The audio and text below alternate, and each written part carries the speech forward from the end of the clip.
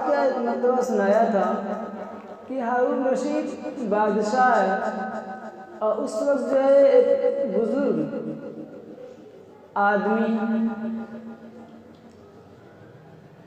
تھے، بہلول رحمۃ اللہ علیہ، مجہول قسم کے آدمی تھے، تو ان کو دربار میں آنے کی پوری چھوٹ دے رکھی تھی ہارون رشید نے۔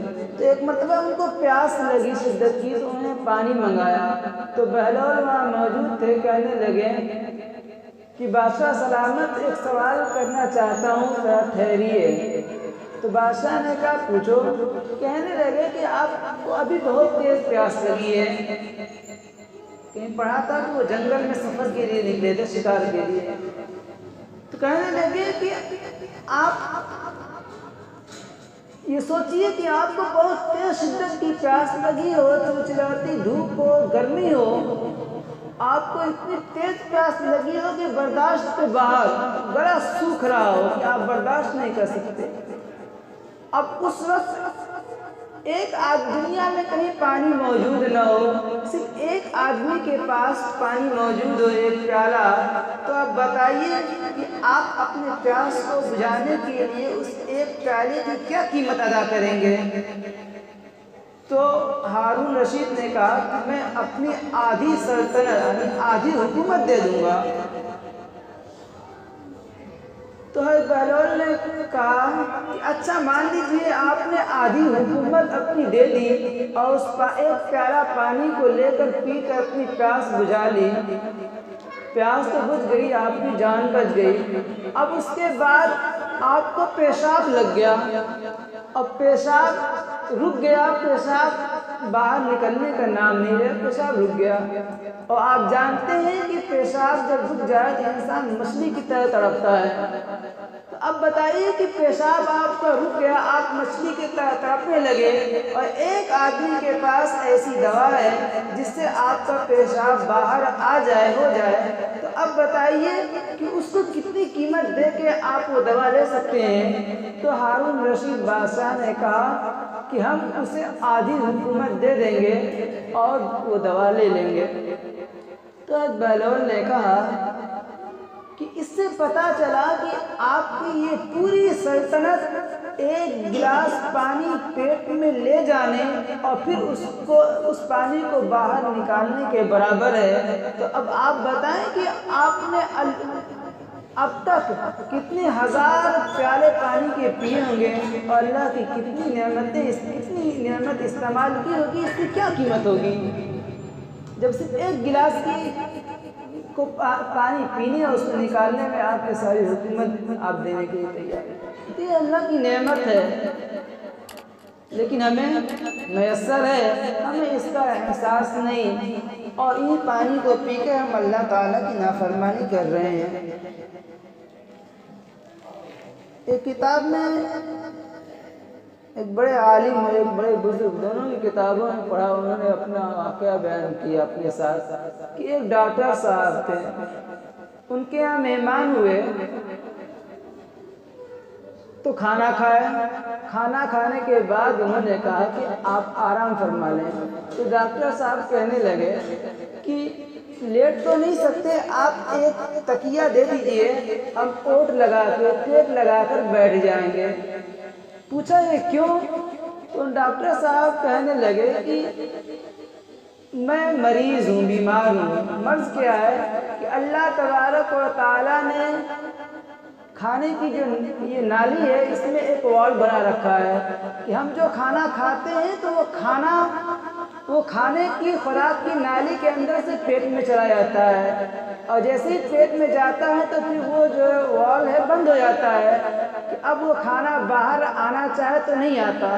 اسی لیے اگر وہ کوئی کھانا کھا کے یا پانی پی کر الٹا اگر ہو جائے الٹا، تو وہ کھانا باہر منہ کے سہارے باہر نہیں آتا۔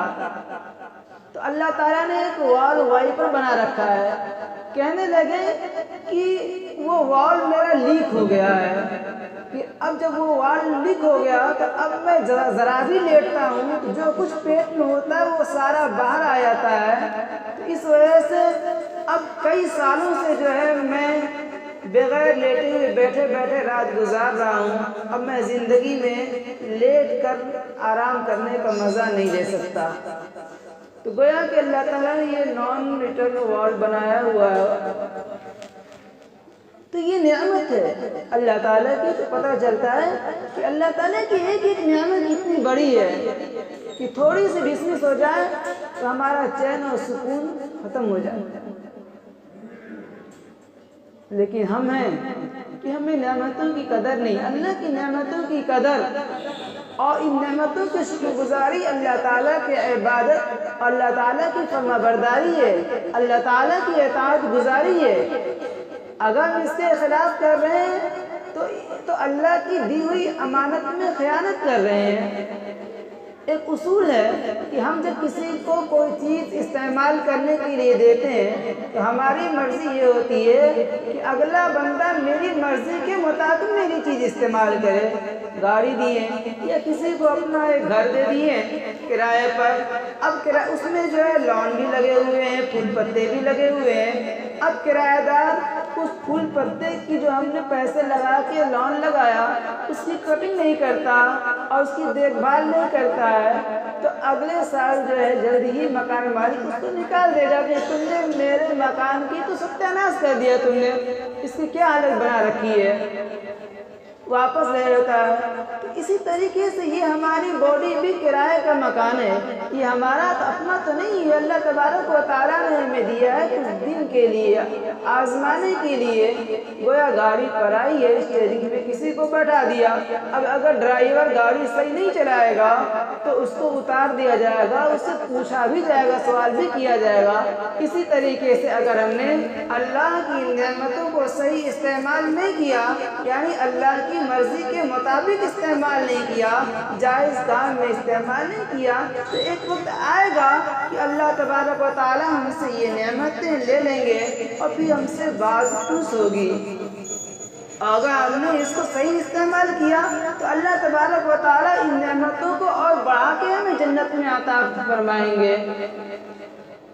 ایک مثال ہے کہ ایک آدمی بہت مالدار ارب پتی ہے، اب اس کا ایک بیٹا ہے وہ بڑا ہو گیا، اب وہ ارب پتی باپ اپنے بیٹے کو کہتا ہے کہ میں تمہیں 20-25 لاکھ کا کاروبار کر کے دے دیتا ہوں، تم اس کو چلاؤ، اگر اس کاروبار کو صحیح طریقے سے چلا لیتے ہو، سنبھال لیتے ہو تو میرا سارا کام جو اربوں کا ہے وہ سب تمہارے حوالے کر دوں گا، اور اگر تم اس 20-25 لاکھ کے چھوٹے سے کاروبار کو بھی تم نہیں صحیح چلا پاؤ گے تو پھر ہم اپنا سارا کام تمہارے حوالے کیسے کریں؟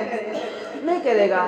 اسی طریقے سے اللہ تبارک و تعالیٰ نے ہمیں یہ نعمتیں دی ہیں، دیکھنے کی، سننے کی، سمجھنے کی، چلنے پھرنے کی، اپنے ہاتھ پاؤں چلانے کی، یہ نعمتیں دی ہیں کچھ دن کے لیے، آزمانے کے لیے۔ اگر ہم ان نعمتوں کو اللہ کی مرضی کے مطابق استعمال کریں گے، جائز کاموں میں استعمال کریں گے تو اللہ تبارک و تعالیٰ ان نعمتوں کو جنت میں بڑھا کے دیں گے، اتنا بڑھا کے دیں گے کہ پھر انہی آنکھوں سے اللہ تبارک و تعالیٰ کا دیدار بھی کریں گے، اللہ کے انبیاء کا بھی دیدار کریں گے۔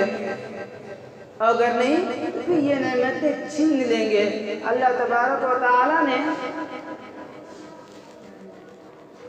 قرآن میں منظر کھینچا ہے کہ اللہ تبارک و تعالیٰ کہیں گے من کان فی هذه اعمى فهو في الآخرة اعمى، جو اس دنیا میں اندھا بنا رہا، یعنی اللہ کے حکم سے، اللہ کی شریعت سے، اللہ کی فرما برداری سے اندھا بنا رہا، یعنی اپنی منمانی کرتا رہا، اللہ کی نہیں سنا، اللہ کے نبی کے طریقے پر زندگی نہیں گزاری، وہ آخرت میں بھی اندھا کھڑا کیا جائے گا۔ وہ کہے گا کہ اللہ ہم تو دنیا میں کہ میں تو دنیا میں آنکھ والا تھا، اے اللہ تو نے مجھے اندھا کیوں کھڑا کیا؟ تو اللہ تبارک و تعالیٰ فرمائیں گے کہ وَكَذَلِكَ أَتَتْكَ آيَاتُنَا فَنَسِيتَهَا، کہ ہماری آیتیں، ہماری نشانیاں، ہمارے احکام تمہارے پاس آئے تھے، تم نے اسے بھلا دیا۔ فَكَذَلِكَ الْيَوْمَ تُنسَىٰ، لہذا آج تم بھی بھلا دیے گئے، تمہاری طرف بھی نظر نہیں کی جائے گی۔